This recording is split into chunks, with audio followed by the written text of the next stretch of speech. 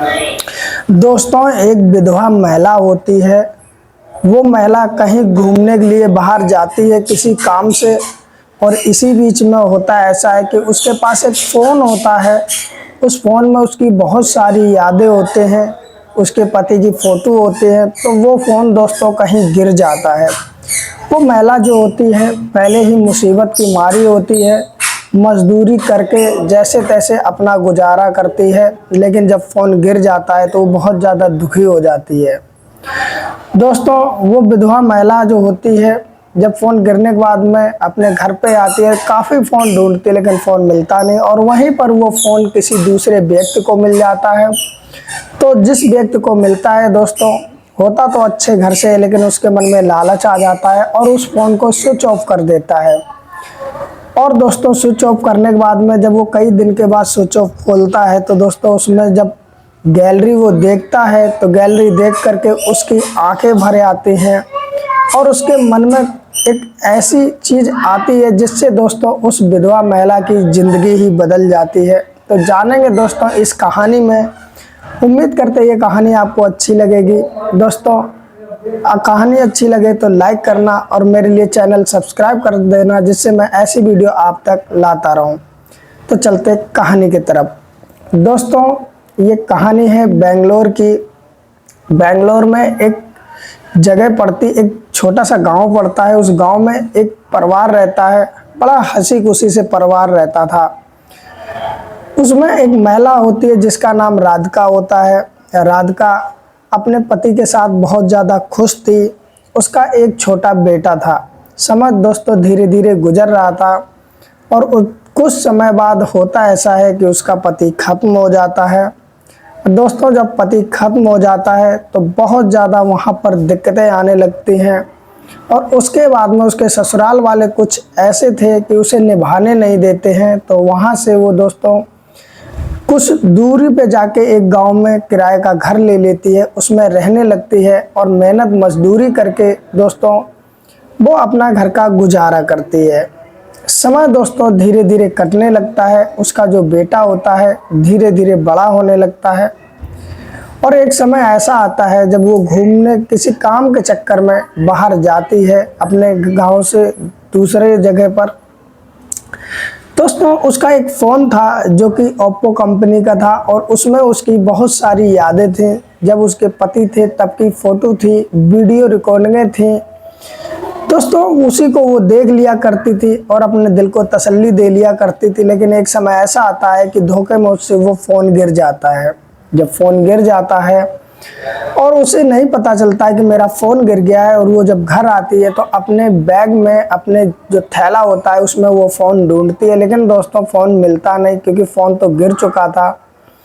अब जो राधिका होती है उसकी उम्र लगभग 30 साल के आसपास थी, और उसका एक बेटा था, वो भी लगभग 4 साल के आसपास का हो चुका था। और दोस्तों, उसका जो बेटा था वो भी बहुत ज़्यादा फ़ोन चलाता था, फ़ोन चला के ही खाना खाता था, फ़ोन चला के ही रहता था, अन्यथा वो रोता बहुत था। तो राधिका बहुत ज़्यादा परेशान हो जाती है अपने फ़ोन को लेकर के, लेकिन दोस्तों फ़ोन तो मिलता ही नहीं क्योंकि वो गिर चुका था। अब दोस्तों होता ऐसा है कि जहाँ वो फ़ोन गिरा था उस गांव में एक व्यक्ति होता जिसकी उम्र लगभग 34 साल के आसपास थी, और उस व्यक्ति का नाम राजू होता है। राजू जो जा रहा होता रास्ते से, उसे अचानक वो फ़ोन दिखाई पड़ता है। जैसे फ़ोन दिखाई पड़ता है, वो भी दरअसल अपने खेतों के लिए जा रहा था, और फ़ोन दिखाई पड़ता, फ़ोन उठाता है। वो देखता है कि डिस्प्ले पर एक महिला की फ़ोटो लगी हुई है जो कि काफ़ी दिखने में सुंदर है, खूबसूरत है। और जैसे वो उठाता है तो वैसे ही उसमें घंटी बजने लगती है। दरअसल जब राधिका का फ़ोन नहीं मिलता तो वो अपने पड़ोसियों से फ़ोन मिलवाती है। अब दोस्तों, जब घंटी बजती है तो इधर जो राजू होता है उसके मन में लालच आ चुका था। वो फ़ोन उठाता नहीं है और फ़ोन को स्विच ऑफ कर देता है। जब स्विच ऑफ कर देता है और मन में सोचता है कि इसे कई दिन बाद हम स्विच ऑफ इसका खोलेंगे, जब तक जिसका फ़ोन होगा वो हार थक के दोस्तों थक जाएगा और ये ढूंढना बंद कर देगा, और वो फ़ोन ले जाकर के अपने घर में रख देता है। इधर दोस्तों राधिका फ़ोन कर कर के परेशान हो जाती है क्योंकि फ़ोन स्विच ऑफ आता है। 1 दिन करती, 2 दिन, ऐसे 3-4 दिन वो ट्राई करती है, लेकिन फिर वो समझ जाती है कि फ़ोन किसी को मिल गया है। उसने मेरी सिम बाहर फेंक दी। अब स्विच ऑफ बता रहा, अब कोई फ़ायदा नहीं, फ़ोन मिलेगा नहीं, वो भी हार थक के बैठ जाती है। इधर दोस्तों धीरे धीरे 15 दिन गुजर जाते हैं। उसके बाद में राजू के मन में आता है क्यों ना अब इस फ़ोन को चालू करें और देखें आखिरकार ये फ़ोन है किसका। वो अपने घर में रात में बैठा होता है शाम को और उस फ़ोन का स्विच ऑन करता है। दरअसल एंड्रॉयड फ़ोन था, राधिका उसमें कोई लॉक वगैरह डाले नहीं थी क्योंकि उसका बेटा चलाता था, इसलिए आसानी से स्विच ऑफ खुलने के बाद में लॉक होता नहीं है। तो राजू जो होता है उसकी गैलरी चेक करने लगता है।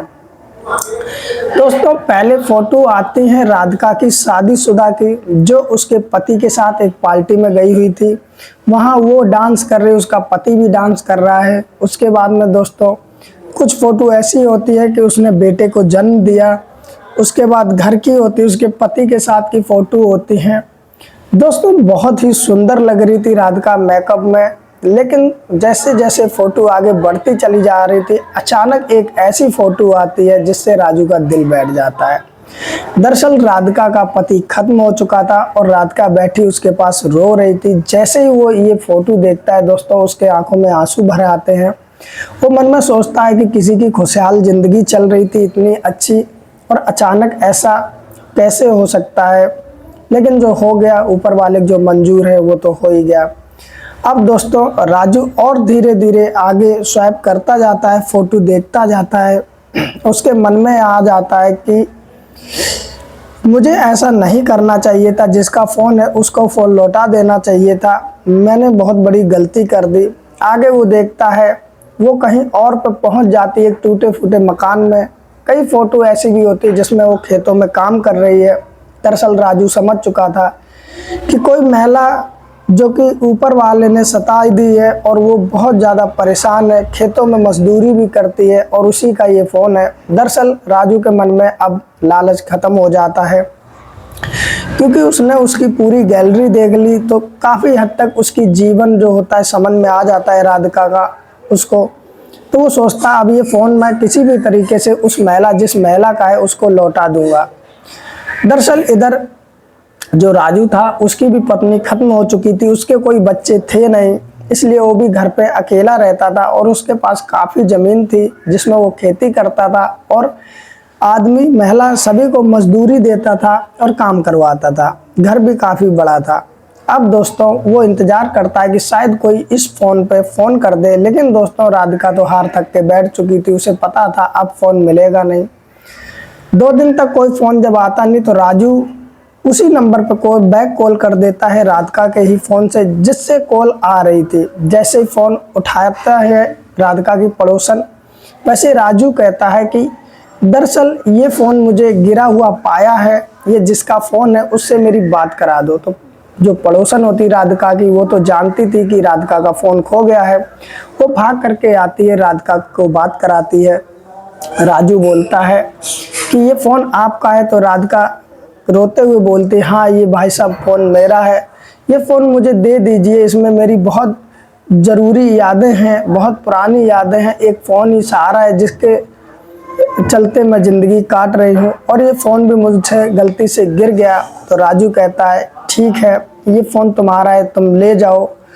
दरअसल मैं इस गांव में रहता हूँ, लगभग 25 किलोमीटर के आसपास दूरी थी दोनों गांव की। तो राधिका कहती है कि चलो मैं कोशिश करूँगी आने की। तो राजू समझ जाता है कि इनको दिक्कत है, इसलिए राजू कहता तुम अपना एड्रेस दे दो, मैं तुम्हारे घर पे आकर के ये फ़ोन दे जाऊँगा। अब राधिका जो होती है अपने गांव का एड्रेस दे देती है। राजू अगले ही दिन अपने गांव से निकलता है अपनी बाइक से, सीधा पूछते पूछते राधिका के घर पहुंच जाता है। राधिका के घर की कुंडी लगी होती है, यानी कि अंदर से गेट बंद होते हैं। जब राजू खटखटाता है तो अंदर से राधिका आती है, कुंडी खोलती है। राजू देखते ही पहचान लेता है कि ये वही महिला है। राधिका भी सफ़ेद साड़ी पहने हुए थी, क्योंकि वो विधवा हो चुकी थी, ज़्यादा कोई श्रृंगार किया नहीं था, बस एक छोटी सी बिंदी लगा रखी थी। दोस्तों राधिका उसे देखती है तो पूछती आप कौन। तो राजू अपना परिचय देता कि मेरा नाम राजू है, मुझे आपका फ़ोन मिला। तो राधिका वैसे ही कहती आ जाओ अंदर आ जाओ। अंदर ले जाती है और एक चारपाई होती है उस पर राजू को बिठा देती है।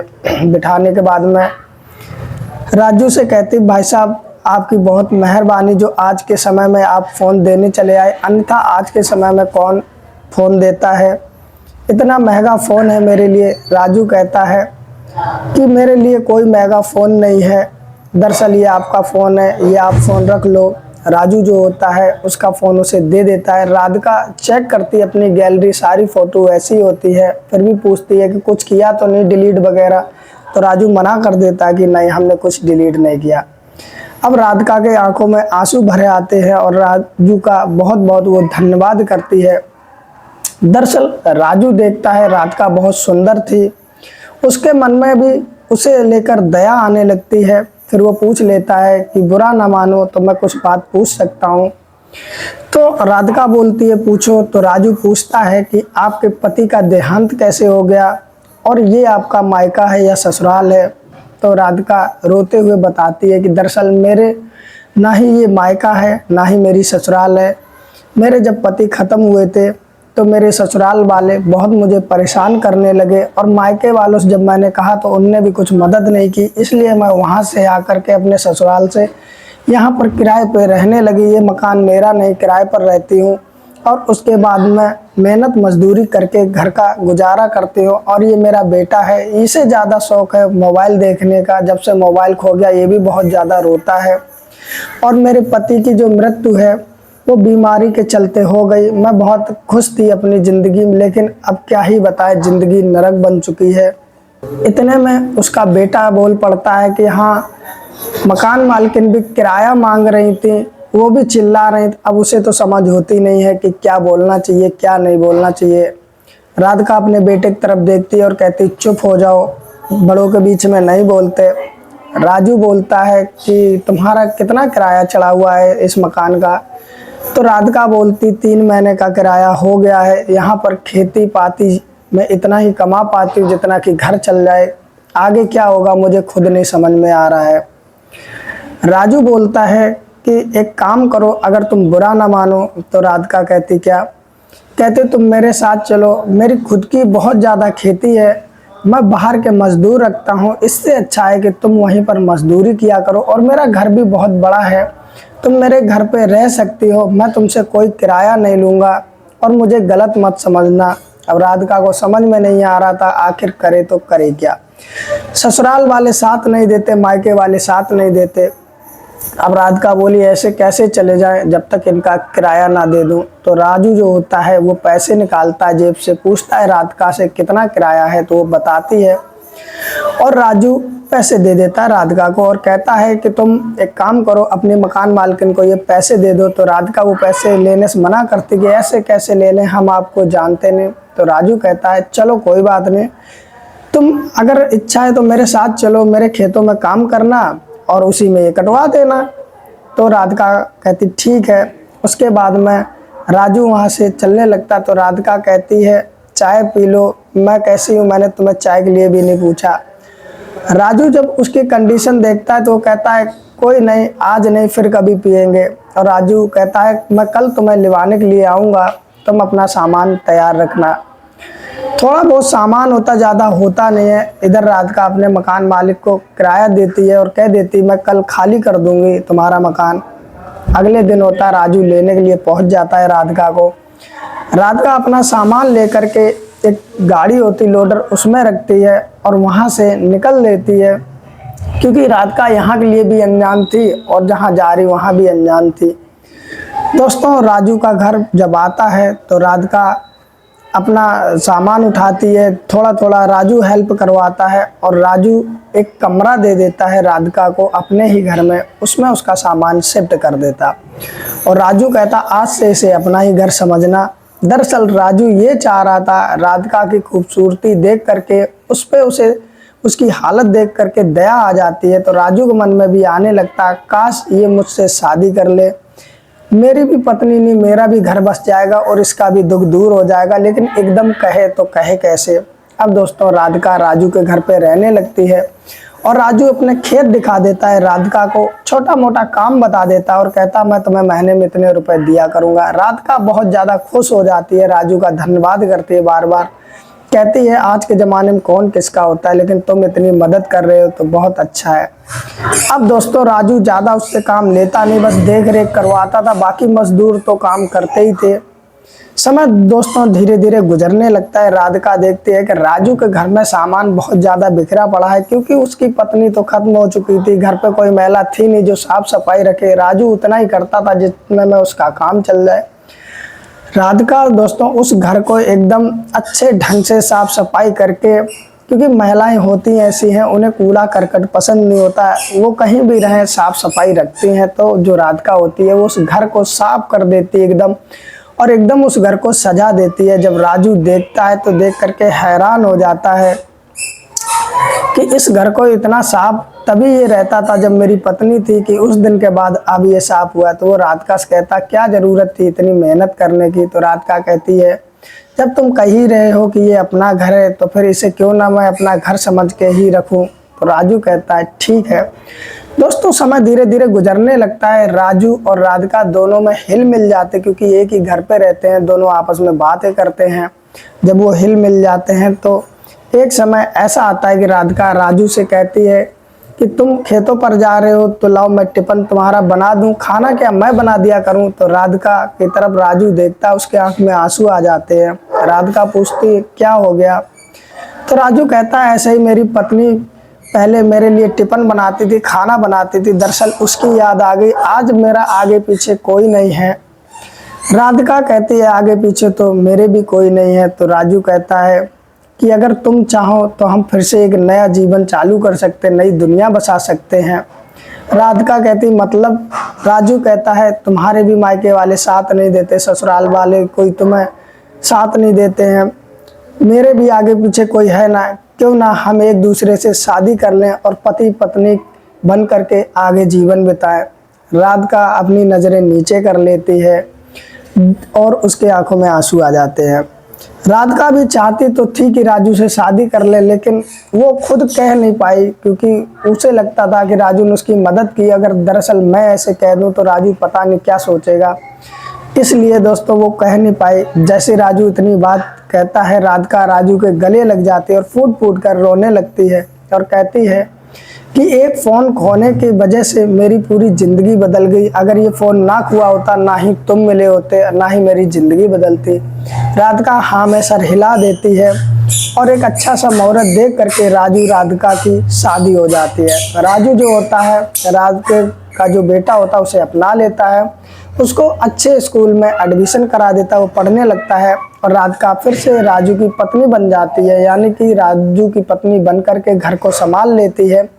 और राजू पैसे वाला था, उसकी खेती पाती थी दोस्तों, वो खेती पाती करता और ये दोनों का जीवन फिर से एक बार सुधर जाता है और दोनों अपने जीवन में खुश हो जाते हैं। तो आज की रही दोस्तों ये कहानी आपको कैसी लगी ज़रूर कमेंट करें दोस्तों। अच्छी लगी खराब लगी एक छोटा सा कमेंट तो बनता है। और दोस्तों ये वीडियो अच्छी लगी है तो लाइक कर दें, और इस तरह की और वीडियो सुननी हो तो चैनल को सब्सक्राइब कर दें। और दोस्तों YouTube के अलावा किसी भी प्लेटफॉर्म पर अगर आप देख रहे हैं तो दोस्तों लाइक करके फॉलो ज़रूर कर लें। फिर मिलते हैं किसी और कहानी के साथ, तब तक अपना ख्याल रखिए। नमस्कार।